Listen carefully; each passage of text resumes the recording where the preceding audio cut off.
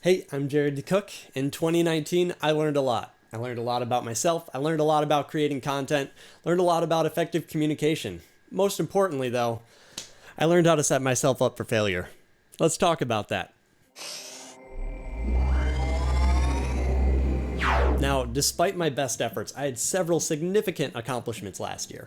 I built a website with the ability to sell products and collect emails. I released a full-length album. I designed and built several new MIDI controllers. I started making YouTube videos again. Now, that's great and all, but something's obviously missing, namely, an audience. You ever finish delivering a life-changing performance of This Is Me from High School Musical, only to realize your one audience member was a cartoon character on the back of your 3-in-1 shampoo bottle? Heartbreaking. Without an audience, I'm just dumping time, effort, and money into an empty void with no hope of any sort of return. I'm not just doing this for my own sake. Otherwise, I'd spend much more time on easier tasks like endlessly scrolling through the internet, playing video games, or mindlessly watching whatever YouTube decides to put in front of me. Now, how does one gain an audience? Well, you gotta earn it. Which brings me to my first problem. Inconsistency. My social medias are all but dead, my YouTube posting schedule is all over the place, my Twitch streaming schedule is unreliable at best, and my website is incomplete, among other things. In short, I'm a mess, and it shows through my lack of consistency. As someone who intends to be a leader, I have done much to show that I don't deserve such a position through my lack of organization. In order to improve on this, I've created realistic plans that include consistent times for streaming and content creation. The plans are currently a bit simple, and they're not exactly where I want to be, but they point me in the direction with the ability to add on tasks as I improve. Speaking of plans, another huge issue I had was lack of planning. To say my plans lack substance is an understatement, considering I failed to create plans at all for most of my work. Most of my work was done with vague, unwritten goals in mind, which led to many unproductive hours spent wondering what to do next, or trying to avoid an important task that I wasn't too thrilled about doing. A lot hinges on good planning, so I'm blocking out time in my calendar app, using a physical planner, making to-do lists as I go. It's a lot more than I've done before, but it's working right now, and it gives me the flexibility to break down tasks as I go without having to see everything all at once, which is a bit overwhelming. Make sure to subscribe to either watch this succeed or fail in real time. Not actually real time. Ego. The problem I face as an artist is realizing that most people don't listen to my music for my sake. They don't watch my videos for my sake. They don't read my emails for my sake. They don't engage with my social media posts for my sake.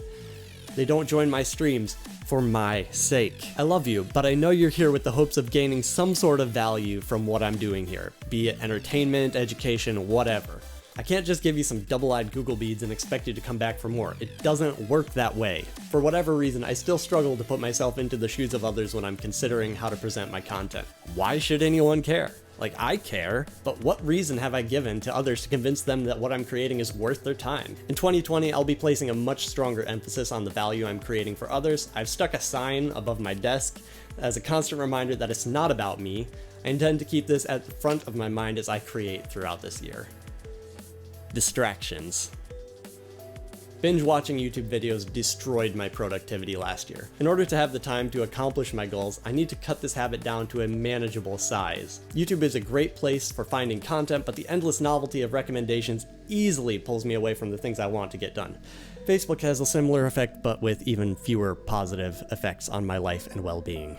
I'm cutting down on this by guarding my time more carefully. I'm making sure to block out my time where I want to be productive and protecting it from all social media intruders. Aiding me in this fight is the Pavlok, which I use to administer an electric shock anytime I find myself wandering towards the siren song of social media when I'm scheduled to be working. The shock is just enough to remind me that my bad habits hurt me, and it makes it easier for me to avoid the temptations in the future. Having a specific time to be productive and another time to relax helps me be more productive and even happier. I can enjoy being in the moment when I'm relaxing and not worried about what I should be doing instead. On top of that, I can now get consistent sleep. Sleep. Ooh boy, this one's a doozy. For years, I have struggled to get up at a consistent time. I've always been one to stay up late, getting distracted, wasting time, occasionally getting something done, but mostly setting myself up for misery the next day. On top of this, I'm a very, very good sleeper. Like, I can sleep through all the different alarms I've had over the years, especially if I have something important to do the next morning. I tend to be a sleep glutton and can easily spend 10 hours of sleep if given the opportunity. This is not what I need. In fact, I feel much better physically and emotionally when I sleep 7 to 8 hours a night. So how do I handle this? Again, Pavlok came in clutch this time with the ability to time shift my willpower. You see, Sleepy Jared wants nothing more than to stay under the covers. Sleepy Jared cares not about dreams. Wait, ambitions. However, Jared from the past is more than willing to cause Sleepy Jared pain in order to pull him from his stupor and realize there's more to life than sleep. This shocking start to my day, followed by a short exercise routine, helps me set the course for the rest of my day. Anyway, that's my current status. What sort of things do you do to help boost your productivity? Please share in the comments below. I'd love to hear what sorts of things you've come up with. If you enjoyed this video, please leave a thumbs up. Certainly helps with the YouTube algorithm thing. And be sure to subscribe if you want to see more videos like this. You know, kind of vaguely music related. I'm excited to start this year off strong and I can't wait to share more with you soon. Okay, well, I love you guys. Bye.